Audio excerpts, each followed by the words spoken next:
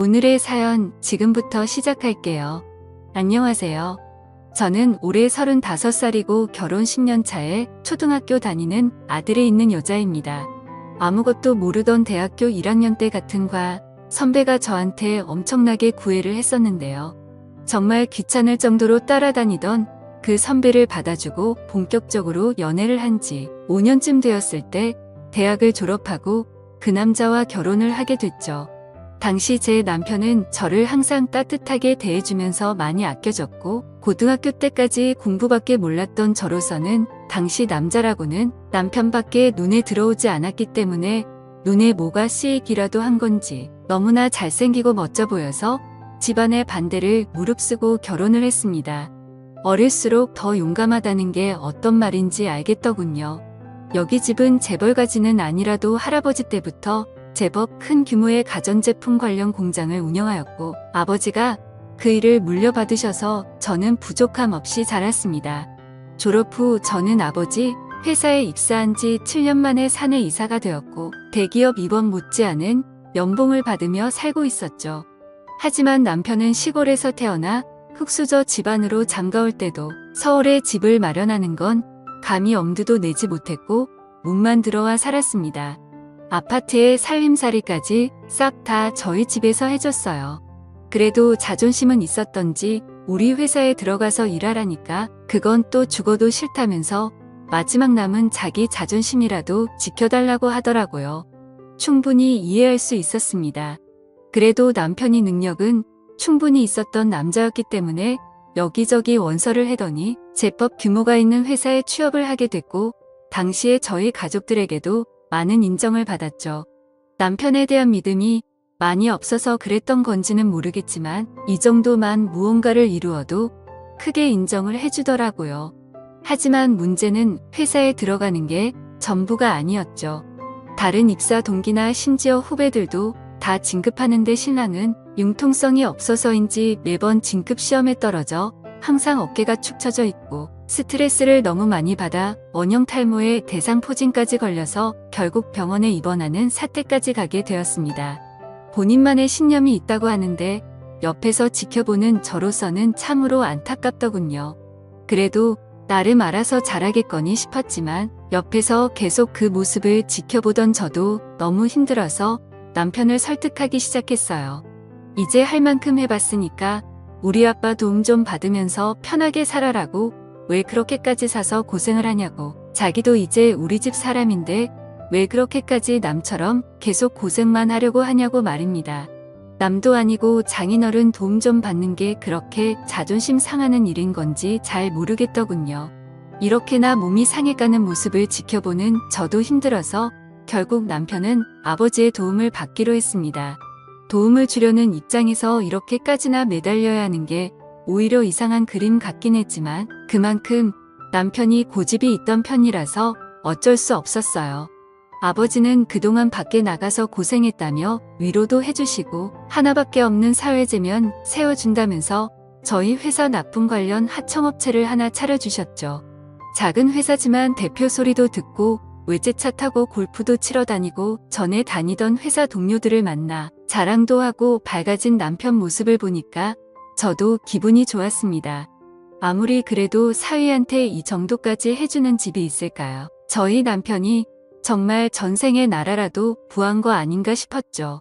결혼 5년차부터는 부부관계가 조금은 소원해졌지만 그래도 여전히 저를 끔찍히 아껴주고 사랑해주는 마음은 변함이 없었고 늘 가족을 먼저 생각하는 가정적인 남편이었습니다. 그런데 남편이 사업을 시작한 지 6개월 정도 지나니까 조금씩 이상한 모습을 보이더라고요.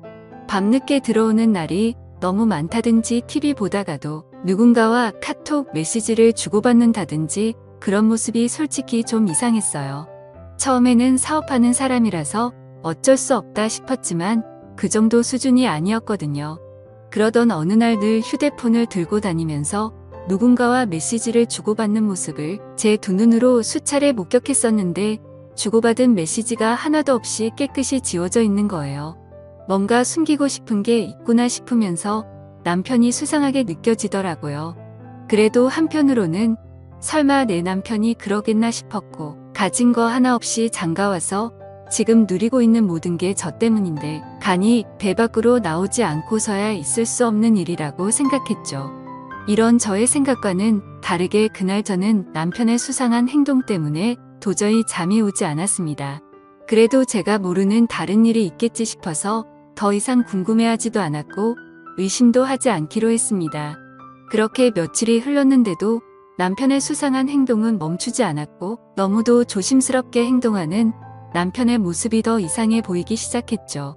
전에는 어떤 회사 회식도 이상하리만큼 잦아지고 더군다나 술도 별로 좋아하지 않는 남편이 왜 그렇게 직원들과 술자리를 같이 하는지 도대체 이해가 되질 않았습니다. 저도 회사 생활을 많이 했던 사람으로서 이상해 보이는 부분이 점점 더 눈에 들어오고 분명히 무언가 저에게 숨기고 있다는 확신이 들기 시작한 거예요. 그래서 하루는 퇴근하는 시간을 조금 앞당겨 연락을 하지 않고 남편 회사로 한번 찾아가 봤습니다. 회사에 도착해서 사무실 들어서는 순간 남편이 새로운 비서와 대표실 안에서 오붓하고 다정하게 이야기를 나누는 모습을 목격했습니다. 전에도 한번 남편한테 이야기를 들은 적이 있는데 자기 기사를 뽑으려고 고민 중인데 눈에 들어오는 친구가 있다면서 저에게 이야기한 적이 있었거든요. 저녁 식사하다가 가볍게 나온 얘기라 대충 들었는데 지금 와서 생각해보니까 그 사람이 저 여자겠다 싶은 거예요. 대학 졸업하고 취업한 지 이제 6개월 정도 된 풋풋한 20대 초반 여자였는데 얼굴 보고 뽑았는지 엄청 미인인데 다가 몸매는 어찌나 좋은지 여자인 제가 봐도 부러울 정도였습니다. 보통 비서들이 얼굴도 예쁘고 몸매도 좋은 건 알고 있지만 그래도 어느 정도 업무 능력을 갖추고 있어야 하는데 너무 외모만 보고 뽑은 건 아닌가 하는 걱정이 들 정도였어요. 더군다나 남편을 보면서 눈웃음을 짓고 있는 모습과 다정하게 바라보고 있는 남편은 뭐가 그리 좋은지 둘이서 웃는 소리가 밖에 있는 직원들까지 다 들릴 정도로 크게 들려왔죠. 그때부터 눈살이 딱 찌푸려지더라고요. 그 여자를 보는 순간 둘 사이가 심상치 않을 것 같다는 생각이 들었고 불안감이 엄습해왔습니다. 그런 감정을 느끼는 건 단지 그 여자에 대해서 질투를 하기 때문이 아니라 정말 동물적인 어떤 감각으로 알아차릴 수 있는 거거든요. 제가 사무실에 들어서자 직원들도 뭔가 알고 있는지 도둑질하다가 들킨 사람처럼 깜짝 놀란 듯한 표정을 지었고 그 사람들이 불안해하는 모습을 보고는 확신을 가졌어요. 곧이어 밖으로 나온 남편은 저에게 회사까지 어쩐 일이냐면서 저를 반겨줬고 남편은 아무런 일도 없었다는 듯이 생각보다 자연스럽게 행동하더군요. 새로운 비서는 저를 보더니 죄 지은 사람처럼 깜짝 놀란 듯 보였고 저는 그런 비서의 눈을 가만히 쳐다봤죠. 그녀는 제 눈을 똑바로 보지 못했습니다. 평소에 저에 대해서 많은 이야기를 들었고 본인이 지금 무언가 잘못하고 있다는 듯이 주눅들어 있는 특유의 표정이 눈에 바로 보이더라고요. 저는 그 여자의 눈을 바라보자마자 확신이 들었어요. 이 여자가 저희 남편을 좋아하고 있다는 사실을요. 집으로 돌아오는 차 안에서 남편에게 그 비서 엄청 예쁘다는 말을 했는데 남편은 시치미를 뚝 떼면서 이제 갓 대학교 졸업한 사회초년생인데 그런 애한테 노골적으로 표현을 쓰는 건 너무 과하다고 하더군요. 자기도 회사 생활하면서 선배들한테 많이 치여서 괜히 더 착하게 대하려고 노력하고 있다는 제 남편의 말을 들으니까 제가 뭔가 오해하고 있는 건 아닌가 하는 생각도 들었고 괜히 미안한 마음도 생겼습니다. 하지만 제 남편이 그런 말을 하는 것 자체가 상당히 이상했어요. 왜냐하면 회사 다닐 때 유도리가 없어서 진급시험에도 매번 떨어졌던 사람이 얼마나 지났다고 있는 말 없는 말 지어내서 제 기분을 좋게 하겠다고 저러는 건지 속으로 우리 남편 많이 컸다 싶었죠. 그날 저녁 남편과 그 비서가 만나고 있음을 확신하게 되었고 초저녁부터 너무 화가 치밀어 올라서 남편을 살살 건드려보고 싶더라고요. 그래서 오랜만에 누워있는 남편을 조금씩 도발하면서 우리 행복한 시간 좀 가져보는 건 어떠냐는 말을 했습니다. 그러자 남편은 당황하는 모습을 보이더니 오늘은 너무 피곤하다는 말을 하면서 저를 거부했고 그 비서한테 밀렸다는 생각을 하니까 너무 화가 나서 한숨도 못 잤어요. 남편 회사의 박도진 과장이라고 저희 본사 쪽 직원인데 남편이 회사 일을 전혀 모르니까 아버지가 회사 안정될 때까지 도와주라고 파견 보낸 친구가 한 명 있는데 잠깐 제 밑에서도 일했던 친구라 점심시간에 불러내 그동안의 남편과 비서의 이야기를 좀 해달라고 했습니다. 그렇게 뒤에서 비굴하게 정보를 캐고 싶진 않았지만 당장에 저도 궁금한 게 많고 화나는 게 있으니까 그냥 넘어가기는 좀 그래서 이런 방법을 쓴 거예요. 박도진 과장이 하는 말을 들어보니까 우리 있을 때는 남편을 여비서를 부르는 소리를 들은 적 있고 자주 대표실에 들어가서 둘이 한참 이야기를 하고 나온다는 정도만 알고 있다고 하더군요. 또 회식 때 보면 비서가 남편에게 여우짓을 많이 한다고 하더군요. 여우짓이라고 하면 옆에 앉아서 취한 척하면서 어깨를 때린다거나 웃으면서 몸을 만지는 그런 행동들이었죠. 회식은 얼마나 하냐고 물었더니 한 달에 한 번 정도만 하는데 이번 달에는 월말에 하기로 해서 아직 회식을 한 번도 하지 않았다고 하더군요. 결국 회식을 한다는 말은 거짓말이었습니다. 저는 박도진 과장에게 남편과 비서의 동태를 살피다가 이상한 점이 있으면 실시간으로 알려달라고 했어요. 당분간 퇴근 후에도 남편을 감시해달라고 했고 어떤 결과가 나오든 내가 책임을 지겠다고 하니까 알겠다고 하더라고요. 그리고는 혹시나 일을 제대로 하지 않을까봐 박 과장은 이 회사에 파견 나온 사람이지 이 회사 직원이 아니라는 것도 단단히 일러붙죠. 그날 이후 박 과장은 남편이 집에 들어올 때까지 남편을 따라다녔습니다. 3일 뒤에 박 과장에게 연락이 왔는데 여자 직원들한테 수소문을 받더니 최근 비서의 씀씀이가 많아졌는데 월급으로는 도저히 감당할 수 없는 명품 가방과 옷을 남자친구에게 선물 받았다며 입고 와서 자랑을 했다고 합니다. 그리고 오늘 점심시간을 이용해 남편과 김 비서가 모텔에 들어가는 걸 봤다면서 사진을 찍어 보내왔죠. 팔짱 끼고 들어가는 둘의 사진을 확인해 보는 순간 온몸이 떨려왔습니다. 순간 뇌가 정지된 것 같이 아무런 생각이 나지 않았죠. 혹시나 했는데 너무나 확실해진 지금의 상황을 보니까 손이 떨리고 견디기가 힘들더군요. 한참에 소파에 앉아서 엉 때리고 있다가 박 과장과 통화도 하고 어느 정도 상황 파악이 되고 나서야 갑자기 참고 있던 눈물이 터져 나왔습니다. 얼마나 서럽던지 펑펑 눈물이 나고 앞으로 어떻게 살아가야 할지 걱정이 되었습니다. 아버지가 사준 집에서 먹고 자고 차려준 회사에서 돈을 벌어서 그 여자 명품백에 용돈까지 줘가며 만난 것은 제 상식으로는 도저히 이해가 되지 않았습니다. 본인이 어떤 위치였는지 잊고 이제 와서 제 등에 칼을 꼽겠다는 그런 신고는 도저히 그냥 넘어갈 수가 없었습니다.